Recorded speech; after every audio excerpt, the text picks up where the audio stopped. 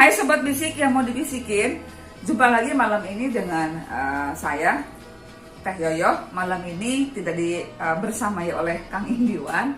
Hari ini saya mau bincang-bincang santai dengan Nika Hutajulu. Yeay, siapa dong Nik? Sobat Bisik. Hai Sobat Bisik. Ya, ini sebetulnya bincang-bincang spesial malam ini. Kenapa bincang-bincang spesial? Nika ini adalah mahasiswa S2 di Universitas Mercu Buana ya, dan bukan kebetulan sih ya Nik, bukan sih, sudah dipertemukan sebetulnya. Nika ini adalah bimbingan S2 saya di Pasca Sarjana Magister Ilmu Komunikasi Universitas Mercu Buana.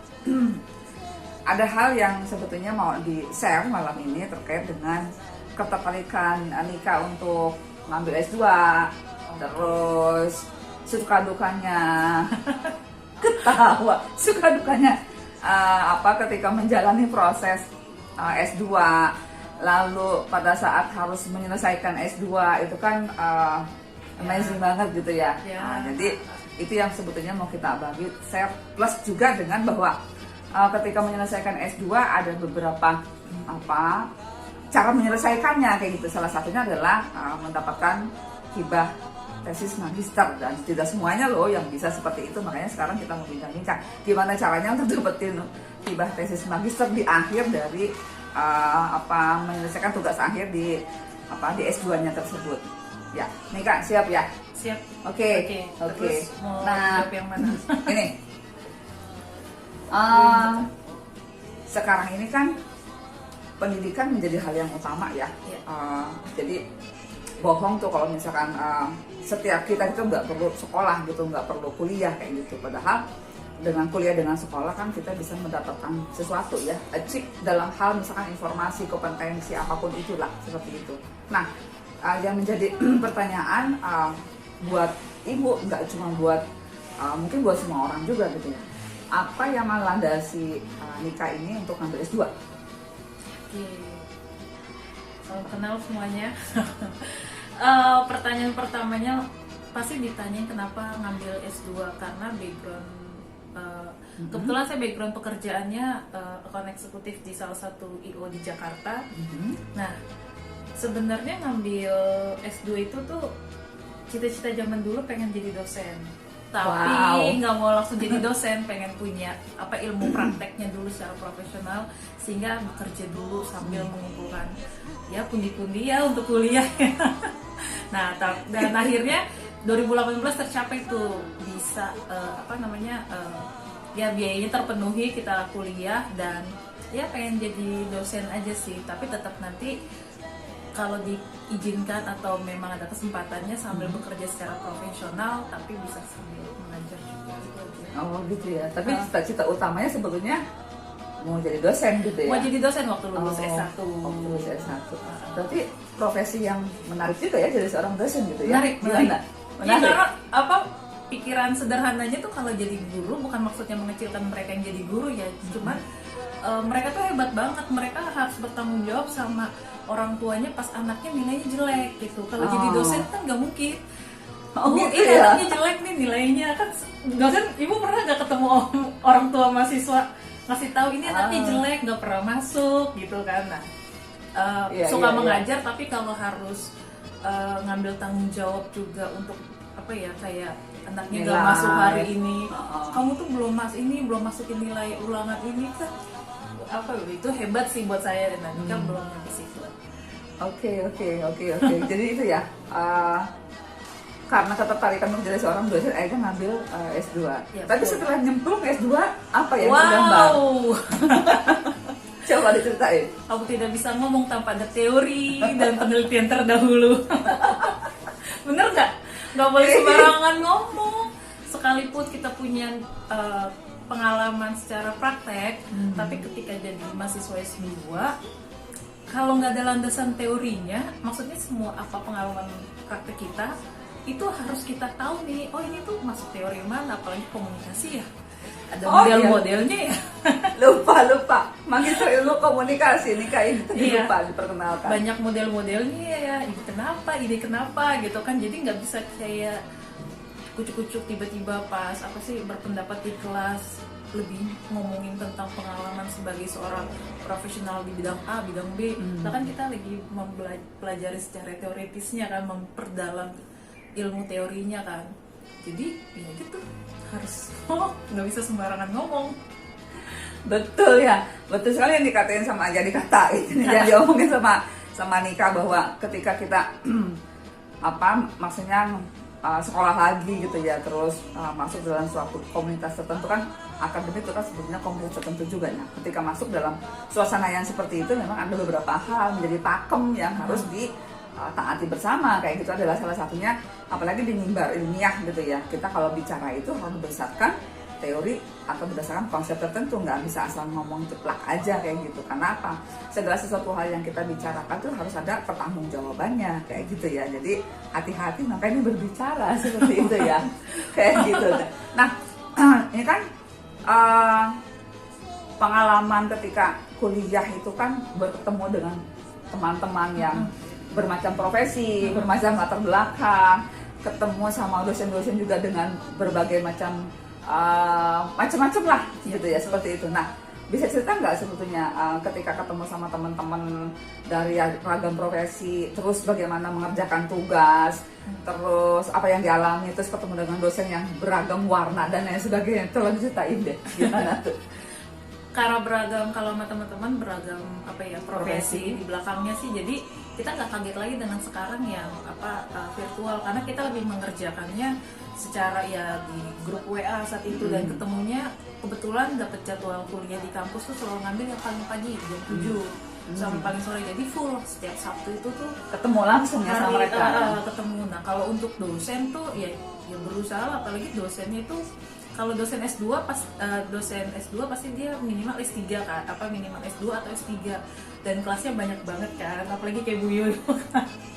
Jadi kalau ketemu tuh harus, Ibu adanya kapan, jangan tanya kita kosongnya kapan gitu. Jadi kita harus tahu dia kosongnya kapan aja, bisanya kapan. Disitulah kita yang menyesuaikan diri, karena kalau ketemu jadwalnya mahasiswa sama jadwalnya dosen nggak akan pernah bisa.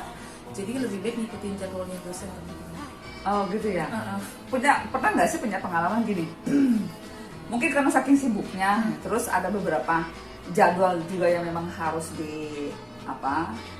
diikuti kayak gitu. Tiba-tiba tugas ke-skip atau tugasnya ketunda kayak gitu. Ketemu sama dosen yang ABC, itu gimana ya? Nyiasatinnya gimana? Itu biasanya kayak gitu tuh. Itu namanya konsekuensi, guys.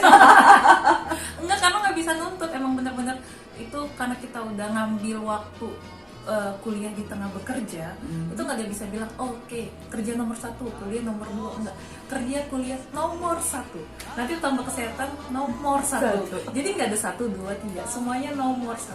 Karena apalagi kalau lagi ada event di luar kota, baru bener-bener Jumat, pernah tuh dari Bandung itu nyampe rumah 5:30 pagi, cuman di rumah tuh bukan tidur sih, lebih ya ngaso sebentar, terus langsung kuliah lagi jam 6, 6:30 nyampe kampus kan.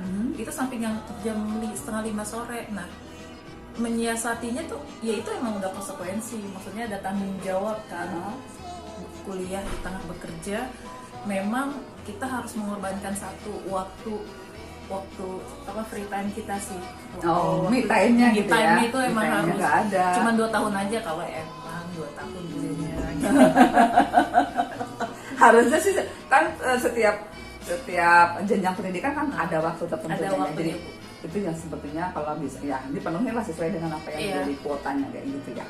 Konsekuensi lah itu harus, ya nggak bisa siasat masing-masing, tapi itu memang konsekuensi yang harus difokuskan. Jadi Sabtu itu hari kuliah, nggak bisa diganggu sama sekali. Oke, berarti memang harus ada strict untuk komit dari kita. Oke, jadi harus komit untuk bisa mendapatkan sesuatu hal yang lebih, achievement yang lebih seperti itu ya. Oke, baik, berarti yang tadi bahwa ketika kita mau berniat ngambil S2, memang segala sesuatu hal yang terkait dengan resiko dan tanggung jawabnya harus di-equal gitu ya. Jadi nggak ada lagi cerita saya masih deadline dengan pekerjaan, saya masih ini dan lain sebagainya. Jadi itu harus diperhatikan ya, seperti itu. Betul. Nah, yang terakhir ketika bicara tentang jenjang pendidikan berarti di ujung adalah kita harus menyelesaikan tugas akhir gitu loh. Nah cerita deh ketika mau membuat tugas akhir kayak gimana tuh? Oh, ketika mau buat tugas akhir itu berapa kali ganti judul karena kita bingung gitu mau tugas akhirnya mau kelihatan bagus tapi nggak mau kelihatan repot, itu mahasiswa banget kan. Terus karena kan kita nggak bisa pilih dosen kan, jadi ketika kita ngajuin proposal nanti kaprodi kita yang akan ini lebih baik ke dosen A ke dosen B gitu. Dosen C. Nah tanpa dipungkiri kita punya dosen, maksudnya kita punya pandangan sendiri kan, kalau sama dosen ini mah dia bakal susah di sini, dia bakal ini gitu. Jadi ya yang mendasari, tapi akhirnya tuh ada satu momen ketika lagi diskusi mencari lihat satu satu objek yang bisa diteliti, ya udah suratan takdir lah, akhirnya ketemu sama Bu Yoyo dan untungnya klop gitu. Untungnya klop. Jadi Untungnya. salah satu yang memang harus dibangun ketika tugas saya sebenarnya adalah chemistry ya. Betul. Karena kalau nggak ada chemistry ntar jadinya agak susah juga, jadi diupayakan untuk Karena bisa tesis bangun. jauh beda sama skripsi. Betul. Betul banget kayak gitu. Jadi chemistry teman ya, kalau gimana caranya sih ngebangun chemistry itu kan nggak serta-merta tiba-tiba langsung bisa kayak gitu. Gimana cara ngebangun chemistry dari sisi mahasiswa? Gini ya teman-teman, kan kita mahasiswa, ikutin aja dulu dosennya mau apa. Jadi udah tahu sampai dosennya juga bukan buat kita biar gue nyaman, enggak, bikin dosennya dulu nyaman sehingga dia saat ngebimbing kita tuh dia ngebuat kita tuh mempermudah kita gitu. Itu ya Bu trik Nika secara waktu itu. Disuruh dosennya, kamu masukin ini nih, nanti masukin ini, ikutin aja dulu semuanya. Oh iya ikutin. Baru pas udah ngerti kita baru mulai ngasih tahu apa yang ininya yang mau kita kerjain, mau apa. Karena kan masih di bayangan kita kan kita mau buat ABC gitu. Tapi kan yang lebih paham modelnya, lebih baik apa, penggunanya seperti apa, metodenya apa, kan itu dosennya. Kasih lingkup ke ruang ke dosennya dulu untuk menjelaskan kita kebutuhan kita tuh apa dalam tesis ini gitu. Oke, baik ya. Jadi itu tip dan trik buat Kasih menyelesaikan dosennya dulu waktu lah. tugas akhir. Oke. Nah, salah satu bentuk penyelesaian yang bisa dilakukan oleh seorang mahasiswa magister ya, mahasiswa S2 itu adalah salah satunya supaya istilahnya mengurangi biaya sebetulnya. Ya, mengurangi biaya. Itu sebetulnya juga difasilitasi sama universitas, sama prodi, juga dikti kayak gitu ya. Salah satunya adalah disebutnya hibah PTM. Betul Ya. tinggi magister. Penelitian tesis magister. Tesis, oh ya. Nika itu adalah salah satu mahasiswa yang mendapatkan hibah penelitian tesis magister. Ceritain deh gimana sih dapetin untuk dapat hibah PTN gitu, apakah tiba-tiba turun dari langit atau bagaimana prosesnya?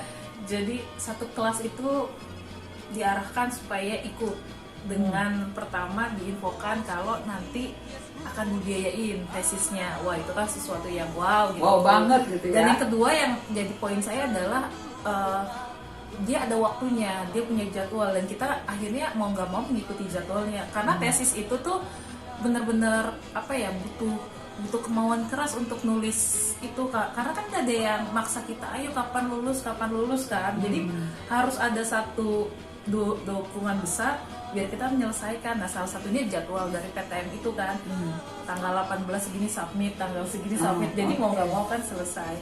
Nah sempet agak ciut juga karena yang lain-lain itu dengan judul yang menarik, dengan ada komunikasi kan. Dari kacamata siapa itu? Kacamata saya menarik, terus kacamata Bu Yoyo juga mereka menarik banget kan. Tapi muncul lah mungkin karena memang dapat rezekinya pemerintah, kok ini sederhana gitu, tapi karena lingkupnya adalah untuk pengabdian masyarakat, jadinya mungkin di-approve. Mungkin salah satunya itu ya alasannya. Jadinya saya masuk proposalnya untuk menerima dana hibah PTN tersebut. Yeay. On proses ya semuanya. Desember wajib selesai. Oke, jadi itu adalah sebetulnya proses menjadi seorang magister Banget. dalam hal ini adalah magister ilmu komunikasi. Betul. Closingnya nyesel nggak sih ngambil sekolah S2? Enggak sih, tapi waktu kemarin selesai semester 3, semester 2, ada yang pernah nanyain, gue lulus dari S2 udah disuruh nih buat ngambil S3. Wah, saya nggak kepikiran. Saya cuma mau nyampe S2 doang.